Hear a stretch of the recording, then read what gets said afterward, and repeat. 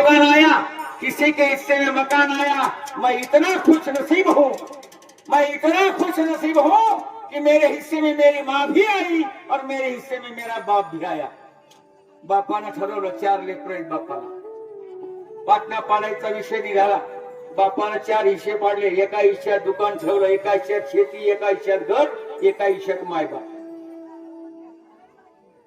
कोणाला काय हवं?